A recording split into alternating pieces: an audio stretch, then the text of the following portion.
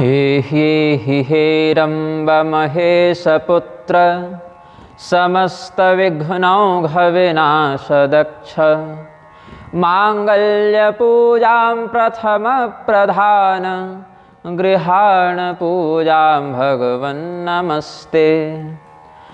आशासुरासि भवदङ्गवल्ली भासैव दासीकृतदुग्धसिन्धुं मन्दस्मितैर्निन्दितशारदेन्दुं वन्दे रविन्दासनसुन्दरीं त्वाम्। करारविन्देन पदारविन्दं मुखारविन्दे विनिवेशयन्तं वटस्य पत्रस्य पुटेशयानं बालं मुकुन्दं मनसा स्मरामि।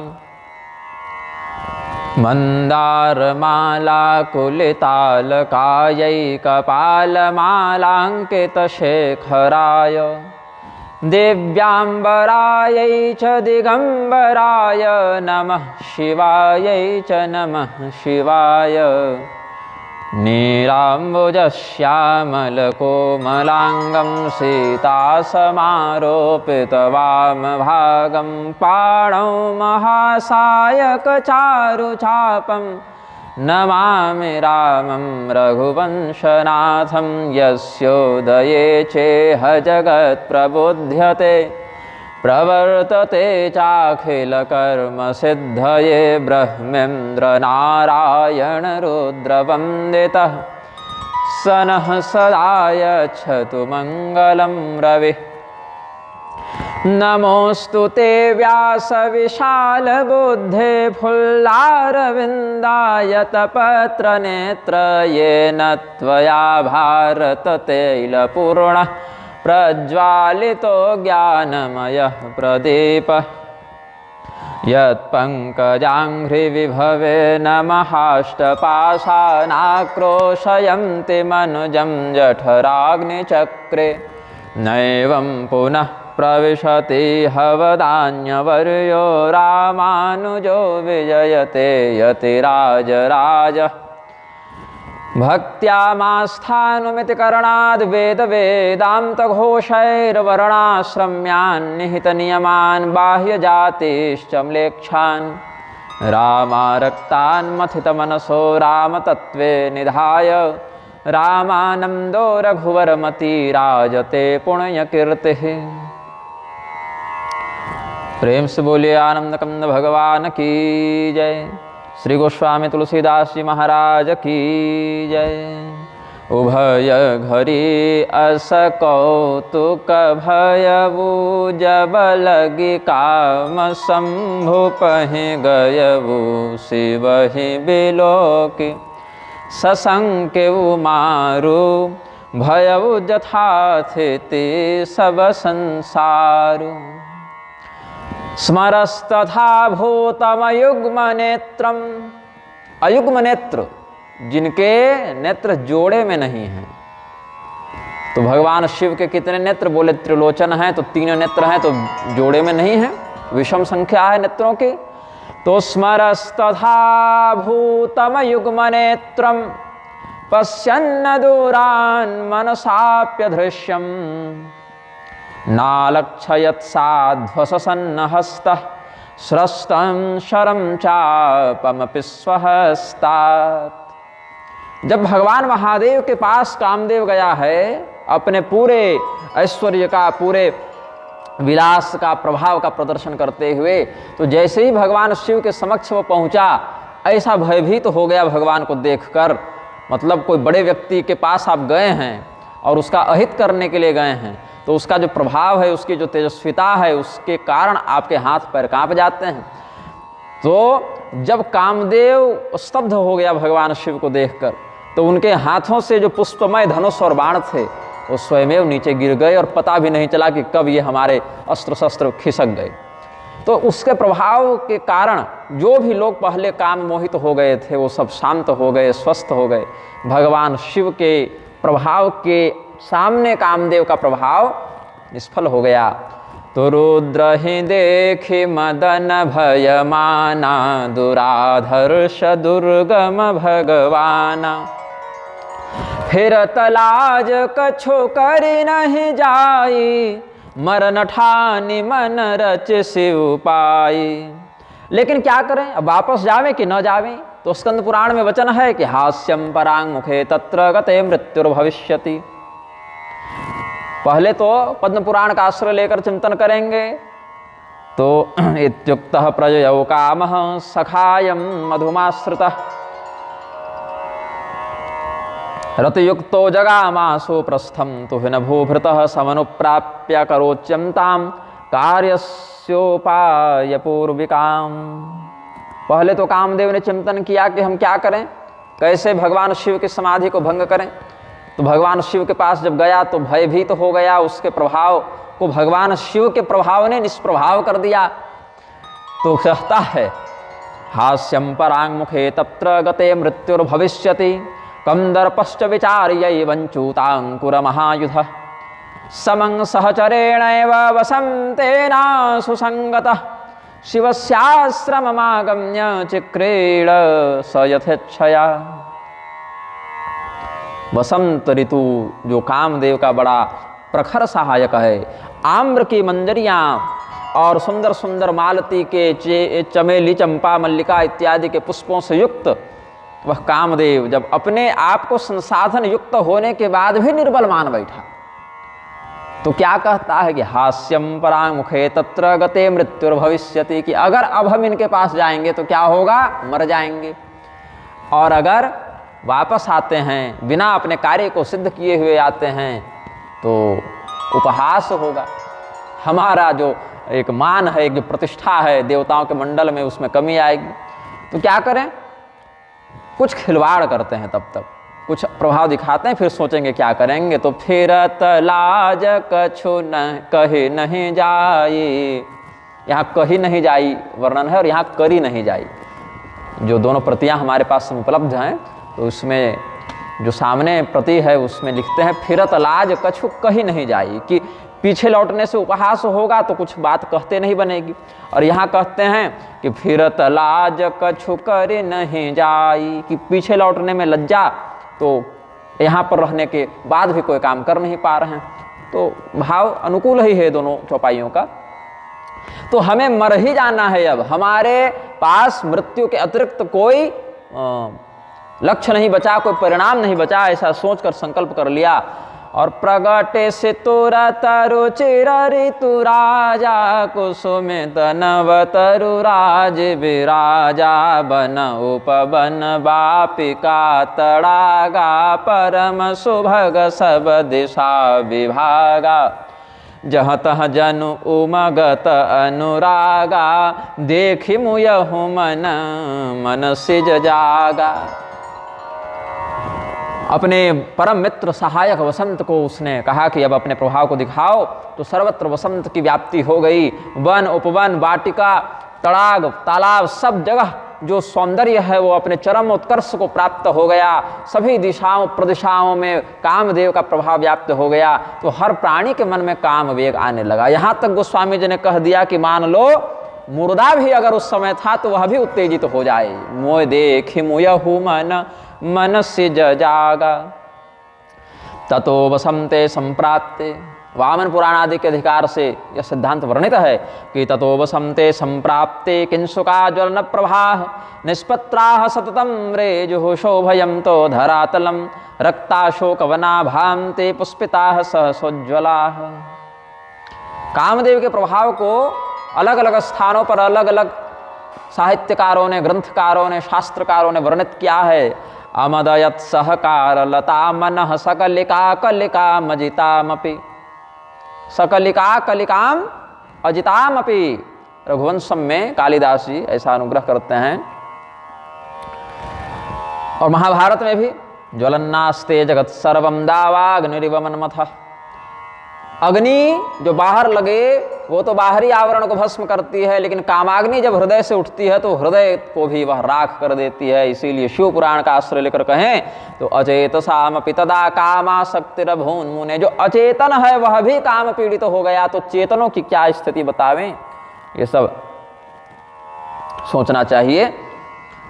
तो गोस्वामी जी आगे क्या कहते हैं, ऐसे वाल्मीकि जी के शब्दों में जो कामदेव के प्रभाव का वर्णन है, प्रसंगेतर में ही है, लेकिन कामदेव का कैसा प्रभाव होता है वो कहते हैं। स एव सुख संस्पर्शो वाति चंदन शीतल गंधमभ्यवहन पुण्य मनिलो मित्र मन्मथ पवना हतवेगाभिर्विमलेम्भसे पंकजानि विराजन्ते ताड्यमानानि सर्वतः रागरक्तो मधुकरः कुसुमस्येव लीयते निलीय पुनरुत्पत्य सहसान्यत्र गच्छते हृष्टं प्रवदमानश्च समाह्वयति कोकिलः। वसंत ऋतु के प्राप्त होने पर चंदन के समान सुगंधित, शीतल और सुखस्पर्शी, जिसका स्पर्श प्राप्त हो तो सुख की वृद्धि हो, ऐसा वात वेग होता है, वायु का संचार होता है। कामदेव का मित्र जो पवन है, जो वायुदेव हैं, वो शीतल मंद सुगंध इन त्रिविध गतियों से संचरण करने लग जाते हैं।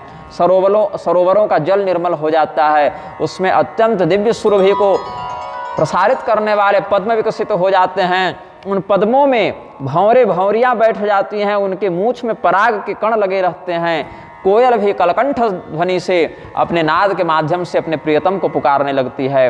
अप्सराएं नृत्य करने लगती हैं, अपने प्रियजनों के साथ विहार करने लगती हैं। स्कंद पुराण में क्या कहते हैं, नृत्यम तोप्सरसो हंसा रमन्ते प्रिययासः वसंते प्रसृते तत्र कामो रति समन्वितः चूतबाणं समाकृष्य स्थितः वामे तु पार्श्वतः। आम्र की मंजरी को अपने बाण में संयुक्त करके कामदेव रति से युक्त होकर, वसंत ऋतु के साथ युक्त होकर भगवान शिव की बाईं ओर खड़ा हो गया। क्योंकि वामांग किसका स्थान है, पत्नी का स्थान है, तो बाईं भाग से ये चलाएगा तो पत्नी के प्रति आकर्षण बनेगा मन में। ऐसा यहाँ भाव है कामदेव को। जागई मनोभव मुयहु मन बन सुभगतान परे कही शीतल सुगंध सुमंद मारुत मदन अनल सखा सही बिकसे सरनि बहु कंज गुंजत पुंज मंजुल मधुकरा कलहम सपिक सुक सर सरव कर गान नाचहि अपछरा नृत्यम त्युपसरसो हंसा रमन्ते प्रिययासः। तब क्या हुआ, सकल कला करे कोट विधि हार उसे न समेत चली न अचल समाधि शिव कोपे हृदय निकेत। तो कामदेव का स्थान कहाँ है, बोले हृदय में कामदेव का स्थान है, वहीं से भावना प्रस्फुटित होती है। कामदेव का क्या क्या उपस्कर यहाँ पर है, तो तांबूलम मधुकुसुमस्रजो विचित्राः कांतारम सुरतरु नवा विलासवत्यः गीतानि श्रवण हराणि मिष्टमन्नम क्लीबानामपि जनयन्ति पंचबाणम। पान का बीड़ा, वसंत ऋतु, सुगंधित पुष्पों की मालाएं, सघन वन और दिव्य वृक्ष, नवयौवन से युक्त स्त्री, कान को प्रिय लगने वाला मधुर संगीत और स्वादिष्ट भक्ष्य भोज्य पेय पदार्थ इत्यादि अगर प्राप्त हो जाएं तो नपुंसक व्यक्ति के मन में भी कामदेव जागृत हो जाता है। भले उसके बाद कुछ करे या न करे, सामर्थ्य हो या न हो, लेकिन भाव जागृत हो जाता है। तो यहाँ पर क्या हुआ, कुमार संभवम का भाव देखें। श्रुत्वाप्सरो गीतरपिक्षणेस्मिन्, अप्सराओं के गीत को सुनने के बाद भी भगवान शिव जो है वो समाधि में निमग्न नहीं रहे, उनके ऊपर कोई प्रभाव नहीं पड़ा। श्रुत्वाप्सरो गीतिरपेक्षणेस्मिन् हरः प्रसंख्यान परो बभूव आत्मेश्वराणां न हि जातु विघ्नः समाधि भेद प्रभवो भवन्ति। जो आत्मेश्वर हैं, आत्मेश्वर उपद्रष्टा स्वयं दीर्घ विशेषण, क्या कहे दक्ष प्रजापति को भगवान, ये सब आत्मेश्वर कोटि के देवता हैं। तो इन पे इन क्षुद्र शक्तियों का, शिव जी की तुलना में तो कामदेव इत्यादि क्षुद्र शक्ति ही हैं, उनका प्रभाव नहीं पड़ता। श्रुत्वाप्सरो गीतिरपेक्षणेस्मिन् हरः प्रसंख्यान परो बभूव आत्मेश्वराणाम नहि जातो विघ्नः समाधि भेद प्रभवो भवन्ति। जितेंद्रिय जब समाधि लगाता है तो ऐसे साधक के पास चाहे कितने भी विघ्न आ जावें, उसका विघ्न सफल नहीं होता, उस साधक की समाधि टूटती नहीं है। क्या मारजारी बड़ा उछल कूद कर रही है आज। बिल्ली पता नहीं क्या चाहती है। तो जब भगवान शिव का ध्यान भंग नहीं हुआ, जब समाधि नहीं टूटी, तो कामदेव कंपित हो गया कि अब कौन सा उपाय कर दें भाई, अब क्या कर दें जो ये हमारा कार्य सफल हो जाए। तो भय भी है, अमर्ष भी है, क्रोध भी है कि हम इतना प्रयास कर रहे हैं फिर भी आज हमारा पराक्रम क्यों काम नहीं आ रहा। तो देखी रसाल बेटप बरसा खाते ही पर चढ़े वो मदन मन माखा सुमन चाप निज सर समधाने अतिरिसता की श्रवण लगिताने। उसने सोचा, कामदेव ने सोचा कि हम भगवान महादेव को देख रहे हैं, भगवान महादेव के सम्मुख हैं, इसीलिए हमें भय लग रहा है।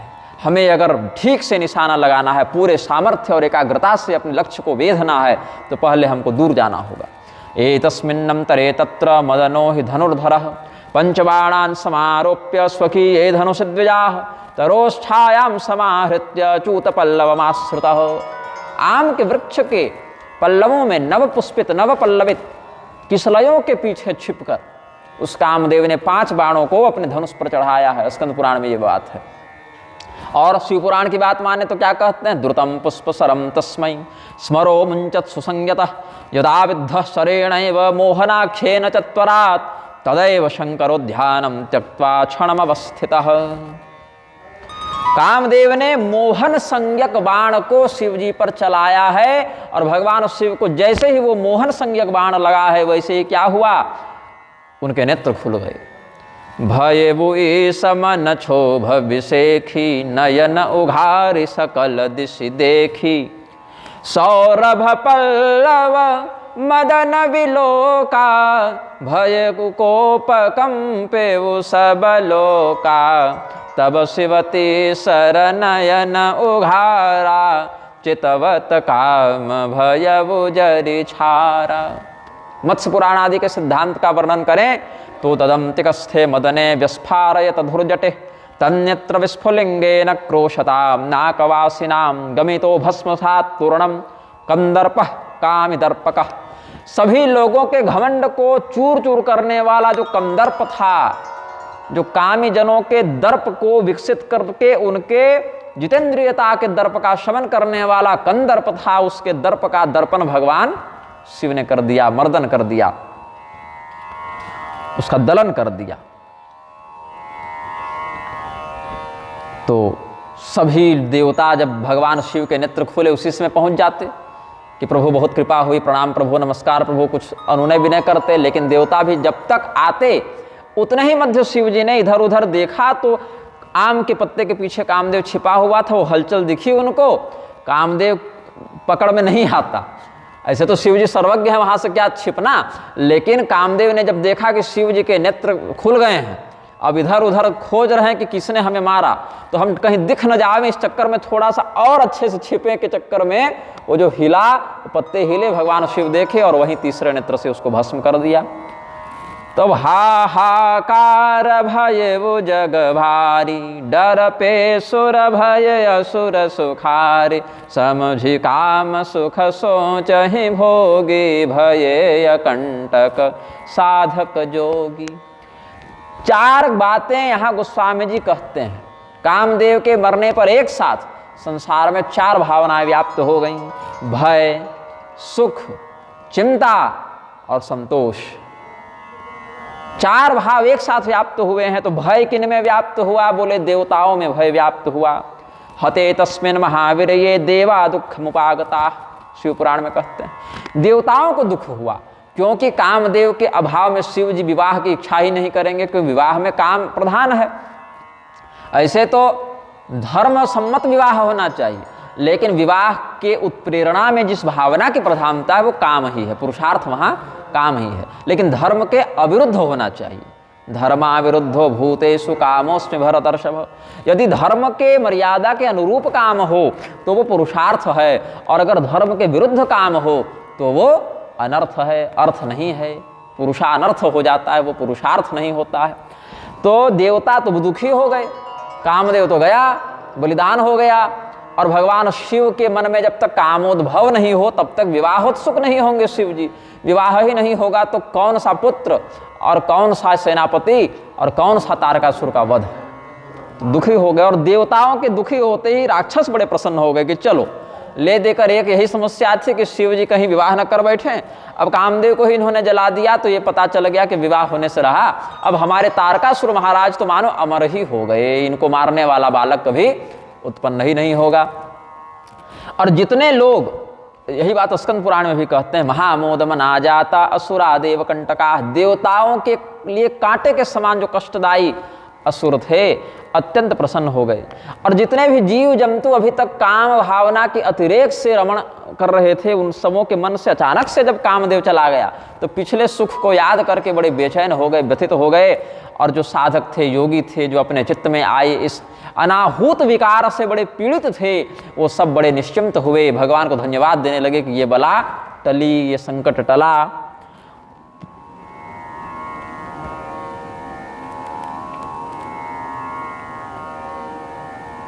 यहाँ पर एक भाव है रति देवी के विलाप में, हो सकता है मुझे बोलने में कुछ त्रुटि हो जाए क्योंकि बड़ी पुरानी प्रति है, अक्षर बड़े धुंधले हैं। तो परलोक नव प्रवासिन, कुमार संभव का ही भाव। अब कल आप कालिदास जी की चर्चा कर रहे थे, तो रघुवंशम का तो विषय यहाँ नहीं है क्योंकि ये शिव जी के विवाह का विषय है। तो शिव जी के विवाह का, कुमार कार्तिकेय के जन्म का विशेष करके कुमार संभव में वर्णन किया, तो वहीं से भाव यहाँ स्मरण आ रहा है।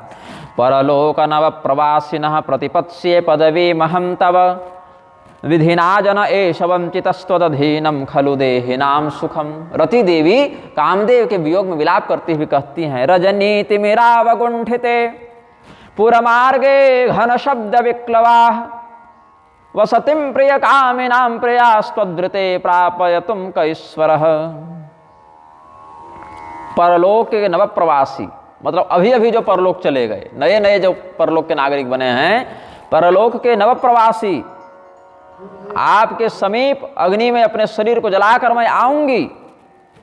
रति कामदेव के स्वरूप को स्मरण करते हुए कहती है कि हे स्वामिन, आप तो चले गए, अभी अभी परलोक गमन हो गया, तो परलोक में नए नवेले आप गए हैं, तो परलोक नव प्रवासिनः प्रतिपत्स्ये पदवी महं तव, हम भी आप ही के पीछे चले जाएंगे। तो शिव जी अपने नेत्र की अग्नि से हमको भी भस्म कर दें, जैसे आपको किया, तो हम लोग दोनों पति पत्नी जहां रहेंगे साथ रहेंगे।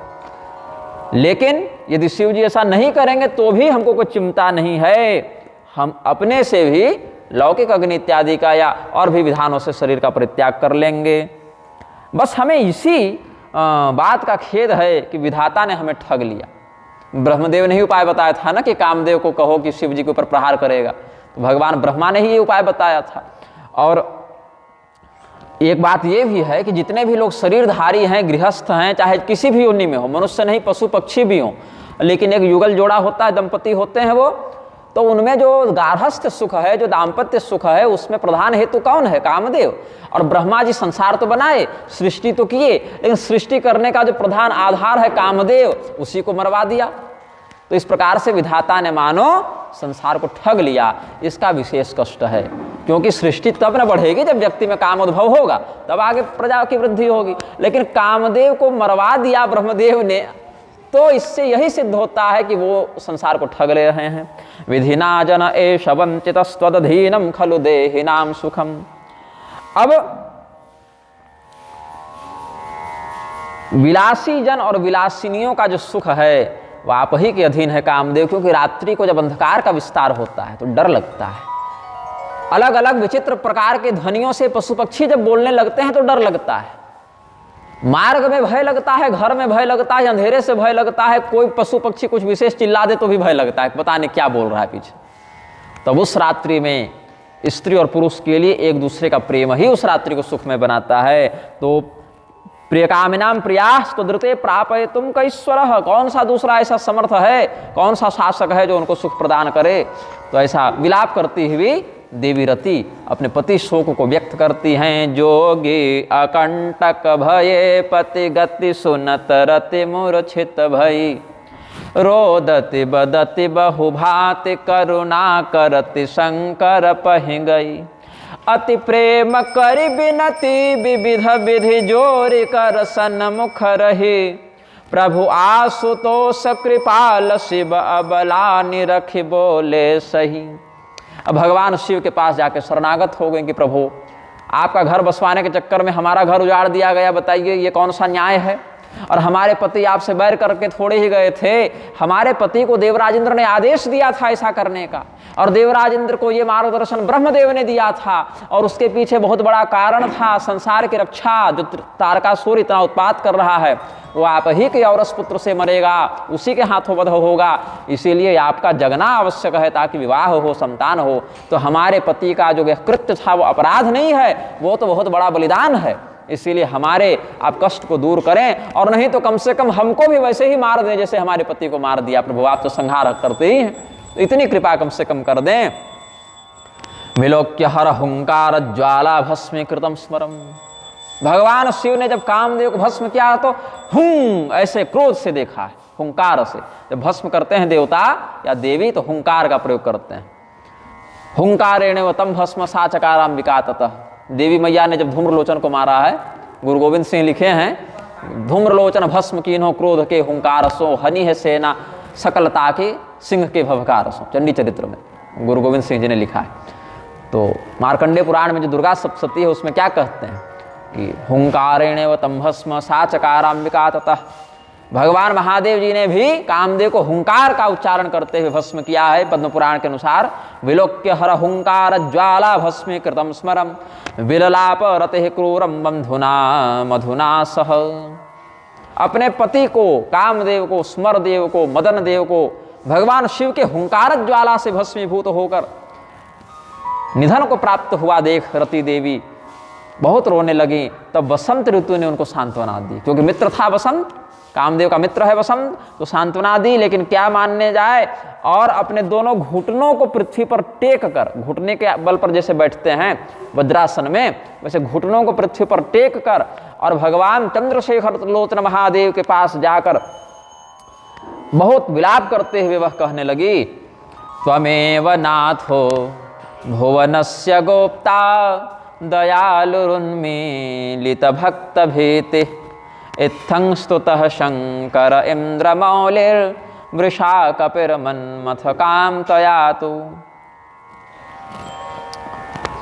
इंद्र शब्द से यहाँ पर चंद्र का प्रज्ञा लेना चाहिए, इंदु का अर्थ लगाते हुए। तुतोष दोषाकर खंडधारी उवाच चैना मधुरम निरीक्ष। भगवान शिव ने जब विलाप करते हुए रति को देखा, हे प्रभु आप ही संपूर्ण संसार के रक्षक हैं, फिर हमारी रक्षा क्यों नहीं की आपने। ऐसा जब विलाप किया है रति देवी ने तो करुणामय भगवान महादेव का हृदय द्रवित हो गया। उन्होंने बहुत प्रेम से रति की ओर देखा, बहुत करुणापूर्ण दृष्टि से देखा और आशीर्वाद दिया है। भवतेति च कामोऽयं कालात् कामतो चिरादपि, अनंग इति लोकेषु सविख्यातिं गमिष्यति, अनंगस्तावदेव स्याद् यावच्च रुक्मिणी पतिः, द्वारकायां स्वयं स्थित्वा पुत्रानुत्पादयिष्यति, ततः कृष्णस्तु रुक्मिण्यां काममुत्पादयिष्यति, प्रद्युम्नो नाम तस्यैव भविष्यति न संशयः।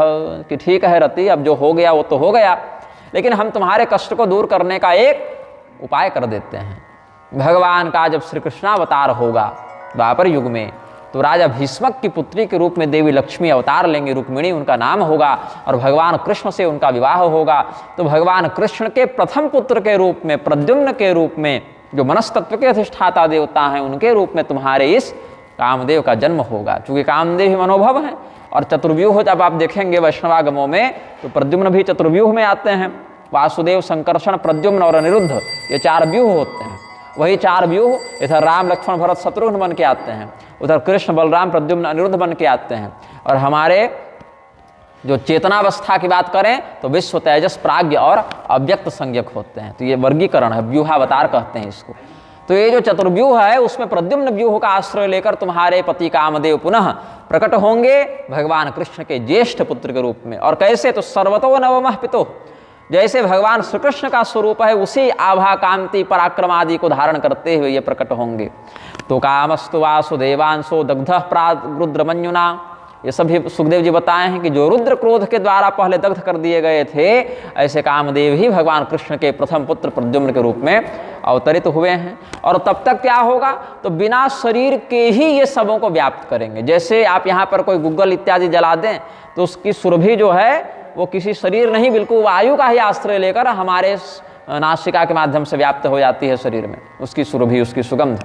वैसे ही केवल भावना के रूप में इसका अनुभव लोग करेंगे कि काम की कोई भावना है, स्वशरीर इसकी व्याप्ति नहीं होगी, केवल भावात्मक इसकी अनुभूति होगी। अब ते रति तब नाथ कर हो ही नाम अनंग, इसीलिए नए समास लग गया, जिसका अंग नहीं वह अनंग हो गया। तो बिनु बपु व्यापि सब ही पुने सुनु निज मिलन प्रसंगु, जब जदुवंश कृष्ण अवतारा होए हरण महामहि भारा। कृष्ण तनय होए पति तोरा, बचनु अन्यथा होई न मोरा। काम पत्नी समादिष्टम नगरम सागता तदा, प्रतीक्षमाणा तम कालम रुद्रादिष्टम मुनीश्वर। तदा कर्ण्य सुराः सम्यक विधिं मां शरणं ययुः, दग्धं विश्वमिति ज्ञात्वा तैः सर्वैरिह सादरात्। हरये तत्कथयितुं क्षीराब्धिमगमं द्रुतम्। कामदेव की पत्नी रति भगवान महादेव के द्वारा निर्णीत इस उपाय को सुनकर प्रसन्न हुए, निश्चिंत हुई। हमारे पति पुनः प्राप्त हो जाएंगे, ये वियोग चिरस्थायी नहीं है, ऐसा समझकर वो धैर्य धारण करते हैं। फिर अपने लोक को चली गईं। सम्रासुर ने उनको बाद में कैद कर लिया था और अपने यहाँ दासी बना कर रखा था। फिर प्रद्युम्न जी जब आए हैं, फिर सम्रासुर को माया युद्ध में भी पराजित किया, बाहुबल से भी पराजित किया, फिर रति देवी को मुक्त किया, विवाह किया। ये सब कथा अन्य पुराण आदि में विशेष वर्णित है, गोस्वामी जी ने तो उतना नहीं लिखा है क्योंकि वो विषय भी नहीं है आगे क्या हुआ। अब देवताओं के द्वारा जितने भी समाचार थे सब ब्रह्मदेव प्राप्त करते हैं, और भगवान शिव को भी अनुनय विनय करके सब मनाए थे।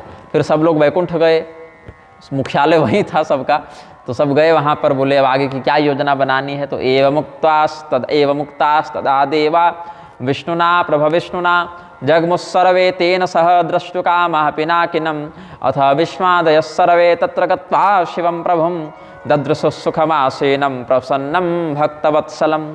ततो विष्णुर्मयान्ये च सुरसिद्धिमुनीश्वराः प्रणम्य तुष्टुवुस्सुक्तैर्वेदोपनिषदन्वितैः तेषां तद्वचनं श्रुत्वा प्रसन्नो ह्यब्रवीत् शिवः।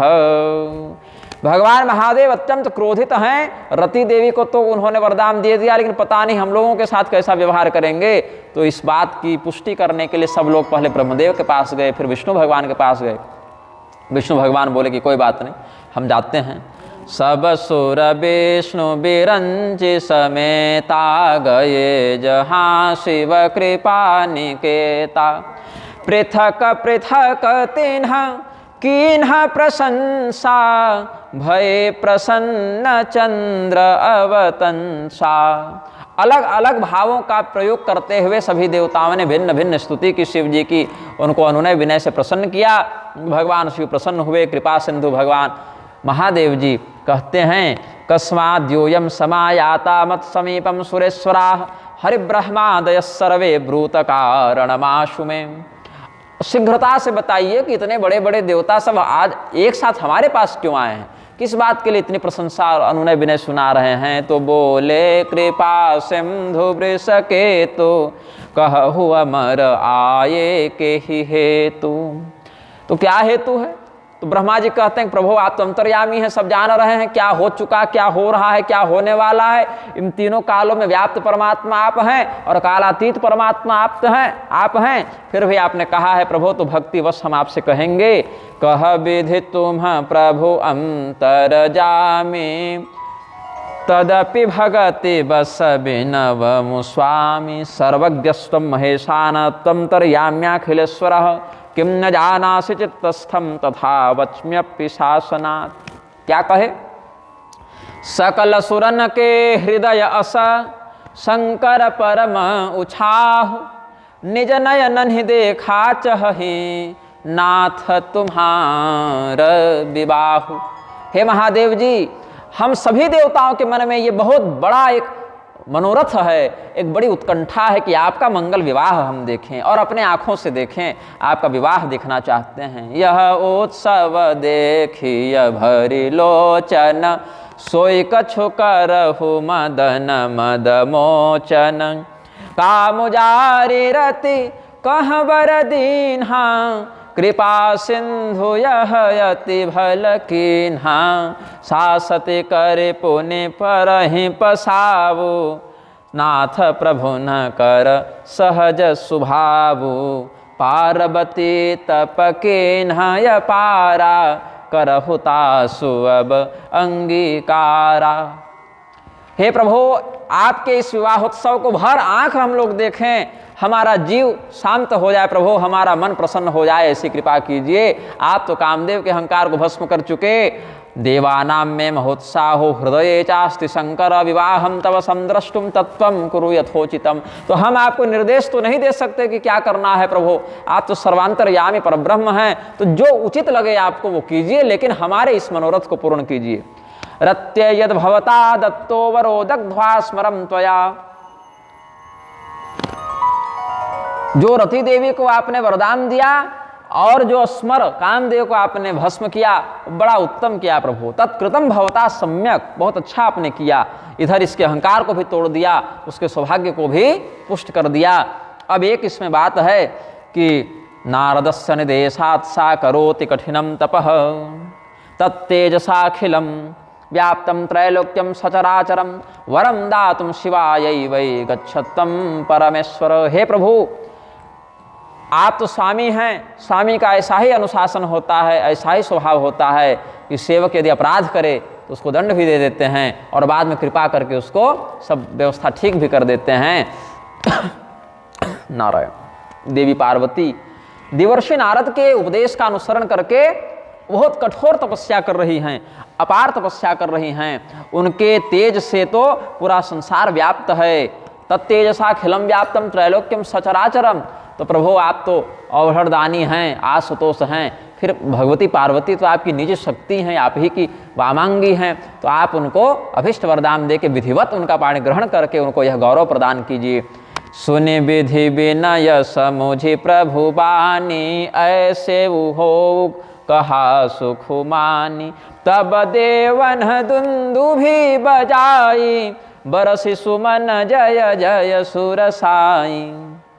साईं का अर्थ स्वामी होता। अब एक साईं बाबा बना दिए हैं लोग, मूर्ति बैठा के प्रेत पूजन कर रहे हैं। साईं का अर्थ है स्वामी, है ना। स्वामी, स्वामी किसको कहते हैं? तो इसमें कुलार्णव तंत्र में एक भाव है, वो भाव मिथ्या ज्ञान विहीनत्वात् स्वामीति कथितः प्रिय, इस प्रकार से एक भाव स्मरण आ रहा है।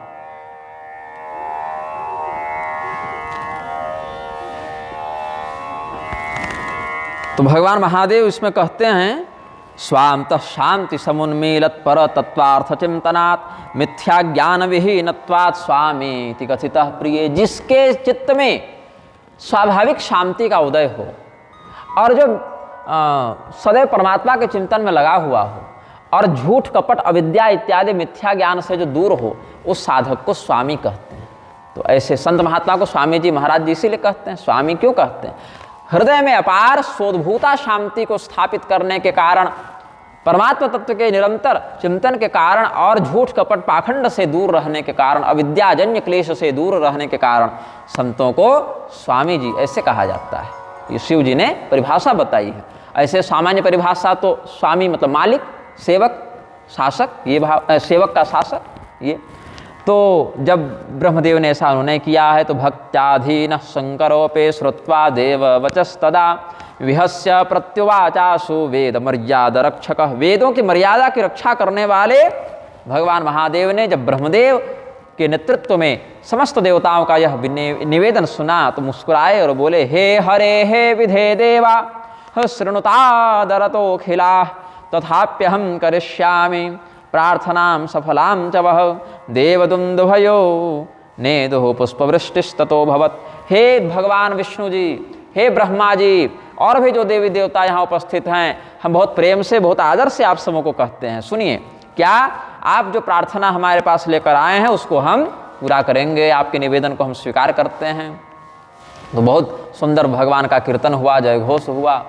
गिरीशं गणेशं गले नीलवर्णं गवेन्द्राधिरूढ़ं गुणातीतरूपं भवं भास्वरं भस्मनाभूषितांगं भवानी कलत्रं भजे पंचवक्त्रं। शंकराचार्य जी स्तुति किए हैं। हमको लग रहा है, जहाँ तक याद है, वेद सार शिवस्तव में ये कहे हैं। अगर नहीं कहे होंगे तो कोई सज्जन सुधार देंगे हमें, लेकिन हमको लग रहा है वहीं का है। तो भवानी कलत्रम, जिनकी कलत्र, जिनकी पत्नी भगवती भवानी पार्वती हैं, ऐसे पंचवक्त्रात्मक शिव जी, सद्योजात, तत्पुरुष, ईशान, अघोर और वामदेव, इन पंचमुखों से युक्त भगवान महादेव को प्रणाम करते हैं सब लोग। तो सप्तापि मुनय शीघ्र मायु स्मृति मात्रतः इत्याज्ञप्ताश्च मुनयो जगमुस्तत्र द्रुतम हिते यत्र राजति सा दीप्ता जगन्माता नगात्मजा। तब तक पार्वती जी तपस्या इत्यादि करके वापस आ ही चुकी थी, हिमालय उनको वापस ले आ चुके थे। तो ये सप्तर्षियों को भगवान महादेव ने स्मरण किया, ये लोग आ गए, बोले अब आगे व्यवस्था में लगिए, आगे विवाह के योजना में लगिए। तो ये सब सप्तर्षि बड़े प्रसन्नता से, जहाँ पर भगवती जगदम्बिका थी, जहाँ पर पार्वती जी थी, वहाँ पर गए हैं। और हिमालय अभी भी पार्वती जी की जो चित्तवृत्ति है वो तपस्या पर आयणा ही है, ऐसा यहाँ के प्रसंग से स्पष्ट होता है। तो कहे कि प्रथम गए जहाँ रही भवानी बोले मधुर बचन छलसानी अवसर जानी सप्तऋषि आए तुरत ही विधि गिरि भवन पठाए। इसमें एक प्रसंग है कि दोनों प्रकार का अर्थ लगता है, और सही कौन सा है इस पर चिंतन करें। क्योंकि विधाता ने, ब्रह्मदेव ने इनको कहाँ भेजा? गिरि भवन पठाए, जहाँ हिमालय का घर है वहाँ भेजे हैं। और फिर कहते हैं कि प्रथम गए जहाँ रही भवानी बोले मधुर बचन छलसानी। छल पूर्वक पुनः एक उपहास करने की, उपहास मतलब तिरस्कार वाला उपहास नहीं, एक विनोद वाला, एक रस की अभिवृद्धि वाला, हास्य रस की अभिवृद्धि वाला एक मजाक किया है यहाँ पर, उसमें छल का प्रयोग किया है। तो चिंतन बनता है कि क्या पार्वती जी उस समय हिमालय के घर में हैं कि जंगल में हैं? तो इसमें बहुत प्रकार के अर्थ निकलते हैं चौपाई के, कि तुरत ही विधि गिरि भवन पठाए, हिमालय के यहाँ गए हैं, पहला भाव। और वहाँ पर जिस कक्ष में पार्वती जी हैं वहाँ गए, पहले हिमालय से मिले नहीं, हिमालय के महल में गए तो अवश्य, लेकिन हिमालय से नहीं मिले। सबसे पहले जहाँ पार्वती जी ठहरी थी उस कमरे में जो राजकुमारी का कक्ष था अंतःपुर में, उधर गए हैं और वहाँ बातचीत हुई है। फिर एक भाव बनता है कि नहीं, इनको भेजा तो गया था हिमालय के यहाँ, लेकिन वहाँ गए नहीं, अभी पहले वहाँ गए जहाँ पार्वती जी तपस्या कर रही थी, और फिर वहाँ के बाद हिमालय के यहाँ गए हैं। एक दूसरा भाव यह बनता है।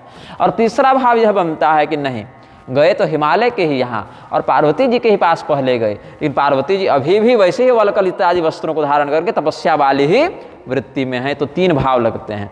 अब इन तीनों भावों में से सब भाव हमको स्वीकार्य हैं, भगवान की लीला अनंत है, उनको जिस रूप में प्रकट होना है वो होते रहें। हमारा यहाँ कथन क्या है कि कहा हमारा न सुने तब नारद कर उपदेश, अब भा झूठ तुम्हारपन जारे वो काम महेश। कि हमने समझाया था ना तुमको कि ये सब नारद जी का उपदेश मत मानो, नहीं तो बहुत दिक्कत होगी, आगे बहुत समस्या होगी।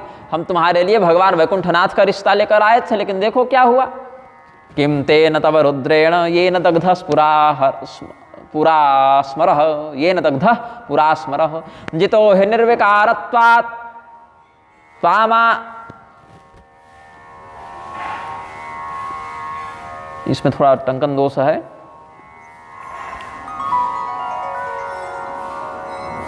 नागमिष्यति देवेशी तम कथम प्रार्थयिष्यसि।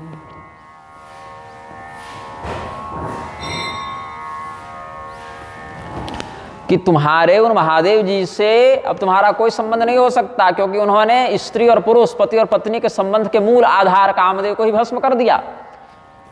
तो जाओ, तुम्हारी तपस्या तो झूठी हो गई, तुम्हारी प्रतिज्ञा झूठी हो गई कि हम जन्म कोटि लगी क्या है, जन्म कोटि लगी रगर हमारी जी बरहूं संभनत रहूं कुमारी। धन्यवाद, थोड़ा वाक्स्खलन हो गया शीघ्रता से बोलने के कारण। तो ये जो तुम्हारी प्रतिज्ञा थी वो तो खत्म हो गई, क्योंकि कामदेव ही स्त्री पुरुष के दाम्पत्य का आधार है, वही भस्म कर दिए शिव जी। तो तुम्हारा छोड़ो, बाकियों के भी जीवन में एक बहुत बड़ा संकट आ गया। तो शिव जी ने भले अनंग रूप में उसको व्याप्त कर दिया फिर, लेकिन स्वयं तो निर्विकार रहे, कामदेव उन पर थोड़ी हावी हो पाया, वो तो कामदेव के ही ऊपर अपने प्रभाव से व्यक्त कर दिए। तो इसीलिए अब तुम देखो हमारी बात नहीं मानने का क्या दुष्परिणाम था। तो क्या कहती हैं देवी जी, सुनि बोली मुस्काय भवानी, उचित कहे वो मुनिबर विज्ञानी। उचित कहे हो मुनिबर विज्ञानी, कि तुम्हारे जान काम अब जारा, अब लगी शंभु रहे सबिकारा, हमरे जान सदा शिव जोगी, अज अनबद्य अकाम अभोगी। भगवती पार्वती मुस्कुराई हैं और कहे कि आपने ठीक कहा, और चिढ़ाया है इनको कि अच्छा ऐसी बात है, कामदेव को भस्म कर दिया। आप तो बड़े श्रेष्ठ ऋषि हैं, मुनि हैं, विज्ञानी हैं, बड़े बड़े वैज्ञानिक हैं ना आप लोग, तो आपको पता है कि क्या कैसे हुआ है। और आपके अनुसार क्या अब जाके कामदेव को शिव जी भस्म किए हैं? जिस समय कामदेव भस्म नहीं हुआ था, हम तो उस समय भी तपस्या कर रहे थे, और शिव जी उस समय भी कामदेव के प्रभाव में नहीं थे, ये जानकर भी हम तपस्या कर रहे थे। तो जैसे कामदेव तब था, शिव जी निर्विकार रहे, कामदेव नहीं है तब भी शिव जी निर्विकार रहे, कामदेव को शिव जी ने अनंग रूप से व्याप्त कर दिया तब भी शिव जी निर्विकार रहे। तो जो अजन्मा, योगेश्वर, निर्दोष, निष्काम, अकाम, भोग विलास रहित हैं, ऐसे ही शिव जी को तो हम चाहते थे। उदासीन, सब संशय छीना, ऐसे ही शिव जी को तो हम प्रेम करते हैं, ऐसे ही शिव जी को तो हम पति रूप में पाना चाहते हैं। तो कामदेव रहे चाहे ना रहे, उससे हमारी तपस्या का तो कोई संबंध ही नहीं है। हाँ, अब आप लोग सुनाने आए हैं कि कामदेव को भस्म कर दिया, शिव जी निर्विकार हो गए। तो हो सकता है आपके वाले शिव जी पहले विकारी हो जाते होंगे, लेकिन हमने जिन शिव जी की आराधना की है वो तो सदैव से निर्विकार रहे हैं, ऐसा जानकर ही हमने तपस्या की है। अब रही बात कामदेव के भस्म होने की, तो इसमें भी सुन लो। आपका जो यह कथन है कि शिव जी ने कामदेव को जला दिया, ये भी हमको लगता है कि कोई अविवेक है आपका, क्योंकि शिव जी ने जलाया नहीं, शिव जी ने अपनी ओर से नहीं जलाया, अपितु कामदेव शिव जी के पास जाकर अपने ही कर्म से भस्म हो गया। जैसे तात अनल कर सहज सुभावु, हिमत ही निकट जाय नहीं काऊ। हम हिमालय की पुत्री हैं ना, हिम का भंडार है हमारे पिता के यहाँ, तो बर्फ का क्या स्वभाव है, हिम का क्या स्वभाव है कि अग्नि के सामने वो टिक नहीं सकता। अग्नि छोड़ो, थोड़ा सा भी तापमान बढ़े, आग न भी हो, बाहर ही रख दे तो पिघल के समाप्त हो जाता है, फिर अग्नि के सामने वो कैसे टिक सकता है। तो भगवान महादेव साक्षात अग्नि हैं और कामदेव बर्फ है, वहां पर कामदेव सुरक्षित रह जाए यह संभव ही नहीं। तो गए समीप सो अवसि नसाई, वो तो उसका नष्ट होना एक प्राकृतिक घटना है। तो असीम नमथ महेश की नाई, यही शिव जी और कामदेव की बात है, जो अग्नि और हिम की बात है। क्या कहते हैं इसमें, यदि दहत्यनल, हाँ, यदि दहत्यनलोन्न किमद्भुतम, यदि च गौरव मद्रिशुकिम ततः लवण मन तदैव महोदधे। हाँ, मंगू, यहाँ मंगू लिख दिए हैं, तो मंगू का अर्थ हमें समझ में नहीं आ रहा था, तो यहाँ क्या होना चाहिए, लवण मंगू तदैव महोदधे प्रकृतिरेव सताम अविषादिता। यदि अग्नि जलाता है तो इसमें कोई आश्चर्य नहीं करना चाहिए, क्योंकि अग्नि का काम ही जलाना है। और यदि पर्वतों में भारीपन है, गुरुता है, गौरव है, ये पर्वत का स्वभाव है, इसमें भी कोई आश्चर्य नहीं। और समुद्र का जल खारा है, मीठा नहीं है, तो उसमें भी समुद्र को कोई आपत्ति नहीं होती, क्योंकि उसका ऐसा स्वभाव है। उसी प्रकार से भगवान महादेव का जो जितेंद्रिय स्वभाव है, वहाँ विकार इत्यादि टिक ही नहीं सकते हैं, वहाँ विकार स्वयं नष्ट हो जाते हैं। इसीलिए यहाँ पर शिव जी को किसी प्रकार का आरोपण करना उचित नहीं है। तो हियहर से मुनि वचन सुनी, देख प्रीति विश्वास, चले भवानी नाय सिर गए हिमाचल पास। भगवती पार्वती के ऐसे दृढ़ भक्ति प्रेम को सुनकर, देखकर ऋषियों का हृदय बड़ा आनंदित हुआ। तो ऋषयस्तद्वचनम श्रुत्वा हिमाचलम उपागतः, हिमाचलम उपागताः ऋषयः। कीदृशा ऋषयः, तो सूर्य संकाशाः, ताम दृष्ट्वा सूर्य संकाशान हिमवान विस्मितस्तथा पूजां विधाय तेषां च दंडवत् प्रपपातः। सूर्य के समान तेजस्वी उन ऋषियों को आया हुआ देखकर देवी जी के वचनों को सुनकर ऋषि महर्षि हर्षित मन से हिमालय के पास गए। हिमालय ने देखा कि बड़े बड़े सुंदर सुंदर जटाओं वाले, तेजस्विता से दग्ध स्वरूप वाले, मतलब प्रदीप्त, दग्ध तो नहीं, प्रदीप्त स्वरूप वाले ऋषि महर्षि हमारे यहाँ आए हैं। तो विधिवत उनका जिस प्रकार से देव पूजन होता है वैसा महर्षियों का पूजन किया, दंडवत प्रणाम किया है। क्योंकि देवी जी ने कह ही दिया था कि आप कहते हैं कि अब वहा झूठ तुम्हारा प्रण जा रही काम महेश, तो हमारा प्रण नष्ट नहीं हुआ है, क्योंकि हमारा प्रण हमारा ही नहीं, वो शिव जी का प्रण है, यही मान लो। क्योंकि हमने अपनी ओर से अपना कोई बल रखा ही नहीं, हमने तो भगवान शिव के ही हाथों में सब सौंप दिया है। तो तौ हमारपन सुनहु मुनीषा करी हहि सत्य कृपा निधि ईशा। वो जो महेश्वर भगवान हैं वो सत्य निधि हैं, कृपा निधि हैं, तो वह सत्य काम परमात्मा हमारे काम को भी सत्य कर देंगे, यही हमारा प्रण है। तो ये कभी निष्फल नहीं हो सकता, ऐसे बता ही दिए थे। तो शिव परोपकाराय कर्तुकामः प्रजा सुखम तस्मै देया त्वया कन्या सार्थकम ते भविष्यति। शिव जी एक पुत्र उत्पन्न करना चाहते हैं। हिमालय को कहा कि प्रजा सुखम, प्रजा पुत्र को कहते हैं, संतान को भी प्रजा कहा जाता है। तो प्रजा पुत्र का सुख चाहिए भगवान को, तो बोले सुख ऐसे ही हो जाएगा, शिव जी प्रजा की सृष्टि कर ले मानसिक। बोले नहीं, औरस पुत्र चाहिए, शुक्र संभूत पुत्र चाहिए, उसके लिए पत्नी की आवश्यकता है। और तुम्हारी पुत्री तो शिव जी को प्राप्त करने के लिए तपस्या कर ही रही थी, तो ऐसा करो कि अब समय उचित है, अब विलंब न करो, अब उचित मुहूर्त का विचार करके यथाशीघ्र भगवान महादेव का विवाह अपनी पुत्री से कर दो, और इससे तुम्हारा पूरा जीवन सफल हो जाएगा। हिमालय बहुत सुंदर अवसर है, एक कन्यादान से तुम्हारा पूरा जीवन मंगलमय हो जाएगा। सब प्रसंग गिरिपति सुनावा, मदन दहन सुन अति दुख पावा। बहुरी कहे व्रति कर बरदाना, मुनि हिमवंत बहुत सुख माना। हृदय विचारि शंभु प्रभुताई, सादर मुनि बर लिए बुलाई। सुदिनु सुनखत सुघरे सोचाई, बेगी वेद विधि लगन धराई। पहले कामदेव के भस्म होने का समाचार प्राप्त हुआ तो हिमालय को कष्ट हुआ, फिर रति देवी को मिले वरदान को सुनकर सुख हुआ, फिर भगवान महादेव के प्रभाव का स्मरण करते हुए ऋषि महर्षियों के अनुशासन के अनुसार, जहाँ तक शास्त्रों में स्मरण हमें आ रहा है, वैशाख शुक्ल पंचमी को भगवान महादेव का विवाह निश्चित किया गया था। शिवरात्रि इत्यादि में भी लोग विवाहोत्सव मनाते हैं, क्योंकि महद आकाशलिंग के रूप में भगवान का वहाँ लिंगात्मक विग्रह प्रकट हुआ है, ऐसा शिव पुराण आदि का वचन है। लेकिन वैशाख मास के शुक्ल पक्ष की पंचमी तिथि को जहाँ तक हमें स्मरण आ रहा है, हो सकता है मैं गलत भी हो सकता हूँ इसमें, लेकिन यही अभी स्मरण आ रहा है कि भगवान महादेव का विवाह हुआ था। तो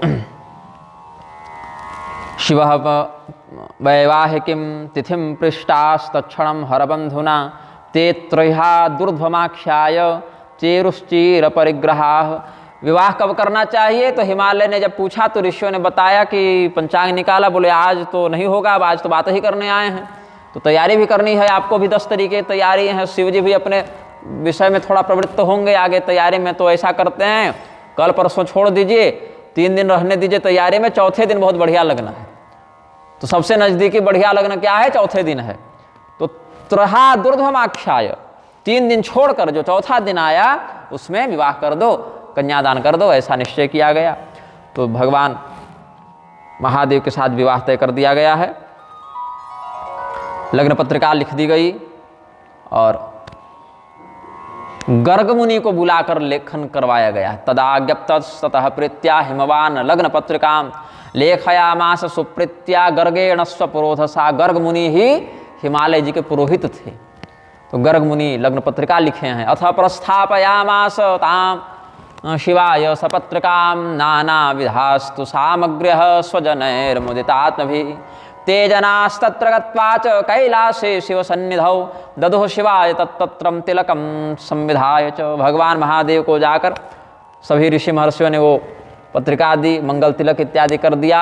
अब आप वर रक्षित हो गए हैं, अब आपकी रक्षा हो गई है, अब आप इधर उधर रिश्ते के लिए नहीं जा सकते हैं। एक सगाई जिसको कहें तो सांकेतिक रूप से हो गई। लगे सवार न सकल सुर वाहन विविध विमान, होई सगुन मंगल सुखद, करहि अपछरा गान।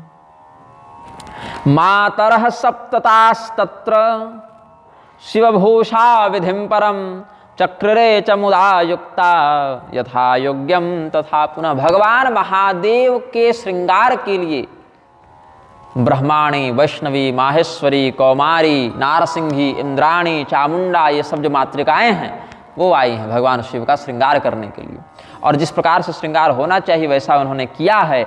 तो सर्वे देवास्तदा तत्र शिव सेवा समीहया, वैवाहिकोपकरणं गृहीत्वा तूर्णमाययुः, तत्रा भवन मंगलानि शकुनानि शुभानि च, जगुः किन्नर गंधर्वानृतुश्चाप्सरो गणाः। गंधर्वों ने गीत गाने प्रारंभ किए, किन्नरों ने नृत्य करना आरंभ किया, अप्सराओं ने नृत्य करना आरंभ किया, और किन्नर गंधर्व गान करने लगे, मंगल शकुन होने लगे, शुभ शकुन होने लगे। देवताओं के दल में उत्साह का संचार हो गया। भगवान शिव की सेवा करने के लिए सब देवता अपने अपने रूप शोभा पद के अनुरूप वेश बनाकर पहुँचे हैं। तब तक भगवान शिव के जो सेवक हैं, रुद्रगण है, वो बोले थोड़ा हम सेवा कर लें। तो श्रृंगार में ये भी सहयोग करने लगे। भगवान शिव का जो शास्त्रोक्त रूप होना चाहिए उस प्रकार का रूप बनाने लगे हैं। बभूव भस्मय वसितांगरागः, कपालमेवामलशेखरश्री, उपांत भागे सुचरोचरांको, गजाजिनस्यैव दुकूल भावः, शंखां तरद्योति विलोचनं, यदंतनिष्ठामल वितारम। यहाँ थोड़ा टंकन दोष है। कुमार संभवम का श्लोक लिखने का प्रयास किया टीकाकार ने, लेकिन यहाँ अशुद्ध लिखा है श्लोक को। सान्निध्य पक्षे हरितालमय्यास्तदेव जातं तिलक क्रियाया, यथा प्रदेशं भुजगेश्वराणां करिष्यतामाभरणां तरत्वं, शरीरमात्रं विकृतिं प्रपेदे तथैव तस्थुः फणरत्नशोभा, दिवापि निष्ठूतमरीचिभाषा, बाल्यादनाविष्कृतलाञ्छनेन, चंद्रेण नित्यं प्रतिभिन्नमौलेश्चूड़ामणिः, किं ग्रहणं हरस्य। अच्छा बताइए, शिव ही शंभुगण करहि सिंगारा, जटा मुकुट अहि मौरु संवारा, कुंडल कंकन पहिरे ब्याला, तन विभूति पटके हर छाला, सशिललाट सुंदर शिर गंगा, नयन तीन उपवेत भुजंगा, गरल कंठ उर नर शिरमाला, अशिव वेश शिव धाम कृपाला, कर त्रिशूल अरुडमरु विराजा, चले बसह चढ़ी बाजहि बाजा, सगोपतिं नंदि भुजावलंबी, शार्दूल चर्मांतरितोरुपृष्ठं, तद्भक्ति संक्षिप्त बृहत् प्रमाण, मारुह्य कैलासमिव प्रतस्थे। क्या कहते हैं, शिव जी के शरीर में जब शंभु गणों ने, रुद्र गणों ने श्रृंगार करना प्रारंभ किया है तो पहले उनकी बिखरी हुई जटाओं को समेटा और मुकुट के समान बनाया है और सर्पों का मौर सजा दिया है। उनके कुंडल के स्थान पर, कंगन के स्थान पर सर्पों की ही आभूषण वृत्ति को अलंकृत किया है। भगवान महादेव ने अपने शरीर में व्याघ्रांबर को धारण किया है, कहीं गजांबर भी धारण करते हैं भगवान। हाथी के चमड़े को भी, गजासुर का वध किया था उन्होंने, तो गजासुर ने वरदान मांगा था कि हमारा मृत शरीर जब पृथ्वी से स्पर्श हो तो हम फिर से जीवित हो जाए। तो भगवान शिव ने मार के उसकी खाल खींच ली और ओढ़ लिया कि जाओ, हम तुमको नीचे सट नहीं देंगे तो तुम क्या पुनर्जीवित होगे। तो गजासुर को कंबल जैसा ओढ़ लेते हैं भगवान, और व्याघ्र चर्म इत्यादि तो पहनते ही हैं। और भगवती गंगा बहुत सुंदर जटाओं में विहार कर रही हैं, चंद्रमा को अलंकृत किया हुआ है भगवान ने, और 3 नेत्र हैं, सर्पों का ही यज्ञोपवीत है। भगवान शिव कैसे हैं, तो कर्पूर गौरम करुणावतारम, कपूर के समान गौर वर्ण के हैं, बड़े एक सुंदर करुणामय विग्रह में हैं। रत्नसानुसरासनम रजताद्रि श्रृंग निकेतनम, भगवान जो हैं जिस पर्वत पर रहते हैं वो भी चांदी के समान दिखता है, और भगवान शिव भी स्वयं चांदी के समान दिखते हैं। ध्याय नित्य महेशम रजत गिरिनिभम चारु चंद्रावतंसम। तो ये सब भगवान के ध्यान हैं। तो बहुत सुंदर गौर वर्ण के शरीर में भी भगवान ने अपने कंठ में हलाहल विष की नीलिमा को धारण किया हुआ है। वो नीलकंठ भगवान कहलाते हैं। ये उनके तच्च साधोर विभूषणम, जहर पी के किसी की शोभा नहीं होती, लेकिन भगवान महादेव विषपान करने के बाद ही अलंकृत होते हैं। यही उनकी महानता का परिचायक है कि पूरे संसार को उन्होंने हलाहल के, नारायण मंगल, हलाहल के प्रभाव से बचाने के लिए स्वयं विषपान कर लिया विराजी। तो भगवान महादेव का श्रृंगार वर्णित करते हैं कि बताइए भगवान को श्रृंगार की आवश्यकता है क्या? वो तो ऐसे ही चलते फिरते इतना श्रृंगार धारण करते हैं कि जिस सुंदर से सुंदर तत्व को हम देखते हैं कि चंद्रमा के समान सुंदर है, गंगा के समान निर्मल है, वो भगवान शिव आभूषण के रूप में पहले से धारण करते हैं। सर्पों को जो धारण करते हैं, उन सर्पों के मस्तक में जो मणियाँ हैं, वो मणियाँ भगवान शिव के शरीर से निकलते हुए तेज के कारण और प्रदीप्त होती हैं। तो भगवान स्वयं इतने सुंदर हैं। तो चंद्रेण नित्यं प्रतिभिन्न मौलश्चूड़ामणिः किं ग्रहणं हरस्य। कालिदास जी कुमार संभव में लिखते हैं कि भाई चंद्रमा को जिन्होंने अपने मस्तक पर धारण कर रखा है, उनको अलग से गहना की आवश्यकता है, अलग से जेवर की आवश्यकता है, अलंकार की आवश्यकता है। तो हाथ में त्रिशूल और डमरू लेके भगवान शिव नंदीश्वर पर आरूढ़ हुए हैं और सुंदर सुंदर मंगल वाद्य यंत्र सुशोभित हो रहे हैं, बज रहे हैं। तो कैसा एक छवि, कैसी छवि यहाँ वर्णित है। तमभ्यगच्छत् प्रथमो विधाता श्रीवत्स लक्ष्मा पुरुषस्य साक्षात् जयेति वाचा महिमा नमस्य संवर्धयं तो हविषेव वह्निम्। जिस प्रकार से आप अग्निकुंड में हवन करें तो अग्नि प्रदीप्त होती रहती है और अग्नि ऊपर उठती रहती है, आग हविष्य डालने से बुझती थोड़ी है। वैसे ही भगवान शिव के उस स्वरूप में उनकी महिमा की अभिवृद्धि करने के लिए जयघोष करने लगे, जय हो इस प्रकार से अभिवादन करने लगे। तो सबसे पहले कौन आए? बोले तमभ्यगच्छत् प्रथमो विधाता। भगवान शिव की उस बारात में सम्मिलित होने के लिए सबसे पहले कौन आए? ब्रह्मदेव आए। अपने सुंदर हंस पर आरूढ़ होके वेद मंत्रों से भगवान महादेव का मंगल अभिवर्धन करते हुए स्वस्ति वाचन, पुण्याह वाचन, पुष्कल मंत्रों से भगवान की यशोगान वृत्ति का प्रसारण करते हुए ब्रह्मदेव आए हैं। और फिर भगवान महादेव जिनसे अभिन्न हैं, जिनके हृदय में महादेव जी का वास है और जिनका महादेव जी के हृदय में वास है, ऐसे भगवान नारायण श्रीवत्स के चिन्ह से अपनी श्री शक्ति से युक्त होकर गरुड़ पर बैठकर विराजमान होकर आए हैं। और जब आए तो क्या हुआ?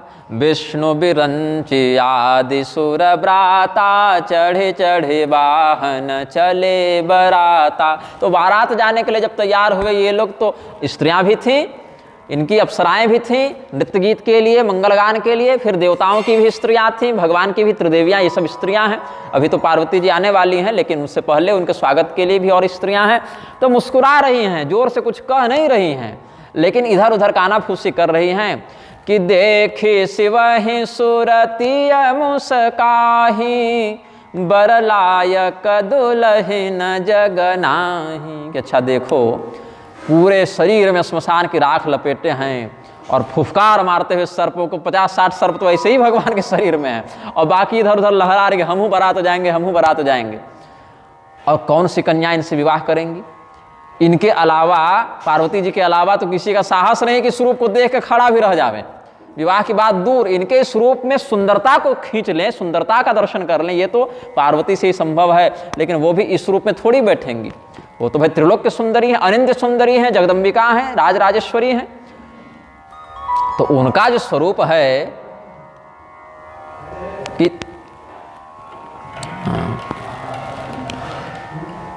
तथा ते सौंदर्यम परम शिव दृंगमात्र विषय कथंकारं ग्रूम सकल निगमा गोचर गुणे। तो भगवान महादेव ही अपनी अर्धांगिनी भगवती जगदम्बिका के सौंदर्य को देख सकते हैं, इतनी सुंदर है भगवती। ये हम लोग तो वर्णन नहीं करेंगे। शंकराचार्य भी कहते हैं कि भवान स्तोतुम त्वां प्रभवते चतुर्भिर्नवदनैः प्रजानामीशानस् त्रिपुरमथनः पंचभिरपि न षड्भिः सेनानिर्दशमुख सतैरप्यहि पतिस्तदान्येषां केषां कथय कथमस्मिन् नवसरः। कि हे भगवती भवानी, आपके महात्म का, आपके वैभव का, आपके लालित्य का, सौंदर्य की, सौभाग्य महिमा का हम क्या वर्णन करें। भगवान ब्रह्मदेव एक दिन बैठे कि भगवती पार्वती के सौंदर्य का वर्णन करें। एक दिन उनको भाव आया कि हम स्तुति करें, कुछ बढ़िया इनकी सुंदरता की स्तुति करें। तो भवान स्तोतुम त्वां प्रभवति चतुर्भिर्न वदनै, तो 4 मुखों से बोलते बोलते थक गए लेकिन नहीं बोल पाए। और प्रजानामीशानस्त्रिपुरमथनः पंचभिरपि, तो 4 मुखों वाले ब्रह्मा जी को जब भगवान महादेव ने देखा कि ये ठीक ठीक स्तुति नहीं कर पा रहे हैं, बोले ब्रह्मदेव 4 मुख से आप क्या बोलिएगा, हम 5 मुख से स्तुति करते हैं, रुकिए। पंचवक्त हैं भगवान, सद्योजात, तत्पुरुष, वामदेव, ईशान, अघोर। 5 मुख से जब वो स्तुति करने बैठे, प्रशंसा करने बैठे, तो वो भी थक गए। तो कुमार कार्तिकेय खड़े हुए, बोले पिताजी आप 5 मुख वाले हैं ना, हम 6 मुख वाले हैं, हम स्तुति करते हैं मैया की। तो न षड्भिः सेनानिर्, जब सेनापति कार्तिकेय खड़े हुए कि हम सुंदरता का वर्णन करेंगे, तो 6 मुख से भी वो नहीं कर पाए, थक गए। तो शेषनाग बोले कि अरे आप सब गिने 4, 5, 6 मुख वाले, क्या हम 1000 मुख वाले बोलते हैं। तो 10 शतमुखैरप्यहिपति, अहिपति शेषनाग भी अपने 1000 सहस्र मुखों से जब वर्णन नहीं कर सके भगवती, 1 मुख वाले हम क्या वर्णन करेंगे। ये शंकराचार्य जी भाव व्यक्त करते हैं। 4, 5, 6 और 1000 मुखों वाले भी जब नहीं कर पाते, तो हम लोग क्या कर सकते हैं। ऐसी भगवती का विवाह किनसे हो रहा है। तो कपाली भूतेशो, जो नरमुंडों की माला पहने हैं, जिनके अगल बगल भूत प्रेत नाच रहे हैं। एक भूत गांव में दिख जाए तो पूरे गांव का पेट खराब हो जाए, और यहाँ तो केवल भूतों की ही बारात है, प्रेत ही नाच कूद रहे हैं। लेकिन देवता उनको कह रहे तुम लोग दूर रहो जी, तुम लोग नहीं जाओगे बारात, ये सब उत्पात उधर नहीं चलेगा, तुम लोग असभ्य हो गए हो क्या, दूसरे के यहाँ जाके हंसी होगी क्या। हम लोग केवल जाएंगे शिव जी के साथ, बढ़िया विवाह करवा कर ले आएंगे, फिर जितना नाचना गाना होगा यहाँ नाचते रहना। वो शिव जी की ओर देखते हैं, क्या प्रभु हम लोग हमेशा सेवा में रहते हैं और आज इतना बढ़िया उत्सव है, हमें लोग को पहले निकाला जा रहा है, कुछ कीजिए कृपा। तो शिव जी भगवान विष्णु की ओर देखे, बोले देखिए हम अगर कहेंगे देवताओं को कि तुम लोग भाग जाओ, तो देवताओं को भी बुरा लगेगा, अपने भक्तों को भी ले जाना आवश्यक है भाई, ऐसे नहीं छोड़ सकते। देवता भी भक्त ही हैं और ये भी भक्त हैं, लेकिन क्या है कि दोनों भक्तों का यूनिफॉर्म अलग अलग हो गया है। एक बहुत सुंदर दिव्य स्वरूप वाले हैं और एक भयंकर रूप वाले हैं, तो साथ में बारात तो चलेगी नहीं, तो कुछ कीजिए इसमें, आप लीलाधर हैं, लीला कुछ कीजिए।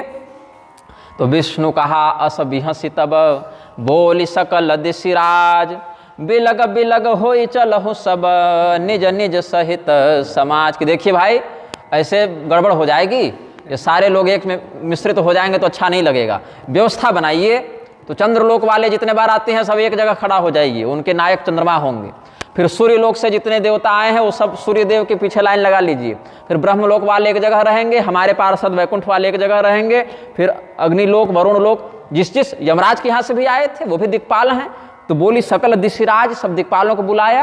राक्षस लोग भी आए थे शिव जी की बारात में। भाई शिव जी के भक्तों में तो राक्षसों की भी गणना है ना, बाणासुर, रावण, ये सब राक्षस ही थे, लेकिन भगवान शिव के कितने बड़े भक्त हुए।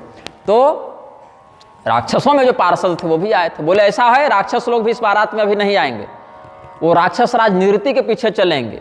जो भगवान शिव की सेवा में 24 घंटे रहते हैं वो लोग बारात नहीं जाएंगे क्या। और तुम लोग एक एक दिन आते हो पूजा करने के लिए कैलाश में, तो तुम लोग मुख्य बाराती हो गए हो, ऐसा नहीं चलेगा, सब अलग अलग चलो। तो देवताओं को भी बुरा ना लगे। अब इसमें क्या कहते हैं, सबके बीच में कौन है। बोले भगवान, ऐसे देखिए दूल्हा बीच में होता है और बाराती चारों ओर से घेर दी रहती है, लेकिन यहाँ उल्टा हो गया, यहाँ भगवान विष्णु बीच में है। यहीं से सबको हम देखेंगे कि कौन कहाँ भटक रहा है, कौन कहाँ भाग रहा है। तो मध्य ब्रजन रमेशोथ गरुड़ासनमाश्रित, उस बारात के निकलने के समय मध्य ब्रजन रमेशोथ गरुड़ासनमाश्रित, गरुड़ के आसन पर विराजित भगवान नारायण बारात के बीच में हो गए। बोले यहीं से हम सभी देवताओं का नियंत्रण करेंगे कि कौन सा व्यक्ति कैसे चलेगा। और सुशुभे ध्रियमाणेन छत्रेण महता मुने चामरेर विद्यमानो सौ स्वगणैः परिवारितः। भगवान विष्णु बीच में खड़े हो गए तो उनके पार्षद भी अगल बगल खड़े हो गए। जय विश्वक्सेन हैं, जय विजय हैं, गरुड़ जी हैं, सुदर्शन चक्र हैं, सब भगवान विष्णु के पार्षद हैं। बोले हमारे स्वामी बीच में हैं, हम लोग भी अंगरक्षक हैं, भगवान के सेवक हैं, हम छत्र लेकर खड़ा रहेंगे, हम इनको चंवर झलेंगे, अपनी अपनी सेवा सब संभाल लिए। भगवान की शोभा हो गई। इस प्रकार से बहुत सुंदर वर्णन किया गया है। तब जब बारात चलने का समय आया तो भगवान बोले ऐसे ही हम मुख्य बाराती बन के बीच में हैं, ऐसे ही सभी देवता अपना अपना एक मंडल बना लें चारों ओर और अपने अपने परिकरों से युक्त हो जाएं। क्योंकि देखो हम लोग का जो स्वरूप है वो दूल्हा के स्वरूप से मिल नहीं रहा है। तो बाहर जाएंगे, दूसरे का गांव जाना है, दूसरे घर जाना है, क्या वहाँ के लोग देखेंगे कि इन लोग को दूल्हा का श्रृंगार करने भी नहीं आता है और आ गए हैं कन्यादान लेने। और आज के दिन जब ये हाल है तो बाकी दिन कैसे रहते होंगे। कम से कम जो व्यक्ति ऐसे भी सामान्य स्थिति में रहता हो, जिस दिन दूल्हा बनेगा उस दिन तो विशेष श्रृंगार करेगा। आज के दिन जब ये हाल है दूल्हा का, तो और दिन कैसे रहते होंगे। इसीलिए दूल्हा तो सुधरने से रहा, दूल्हा का तो ये शाश्वत रूप है, भगवान भोलेनाथ का यही रूप है, अपरिवर्तनीय है। इसीलिए हम ही लोग थोड़ा आगे आगे चलते हैं।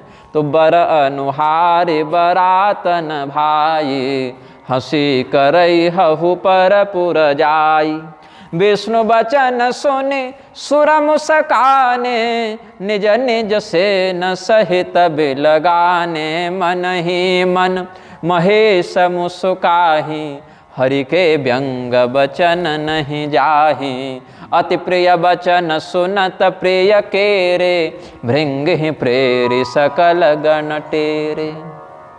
भगवान महादेव सुने कि अच्छा हम बढ़िया नहीं दिख रहे हैं, मतलब इतना जो परिश्रम किया है हमारे गणों ने, इतना बढ़िया सजाया है, क्या गड़बड़ है भाई, बढ़िया तो दिख रहे हैं। तो विष्णु भगवान लगता है मजाक करने का कोई अवसर नहीं छोड़ेंगे, व्यंग इनका नहीं जा रहा है। और बहुत प्रिय हैं भगवान विष्णु, तो प्रिय व्यक्ति का ही व्यंग भी आह्लादक लगता है, नहीं तो दूसरा कोई कहेगा तो क्रोध आ जाएगा। तो मजाक भी उसी का समझ में आता, उसी का सहाता है जो आपका बहुत प्रिय हो, बहुत लाडला हो। तो फिर कहेगा अच्छा तो हमको अकेले छोड़ के जा रहे हो, कोई बात नहीं, हम अपने बाराती खुद तैयार कर लेंगे। तो भृंगी को बुलाए। ये भृंगी कौन है?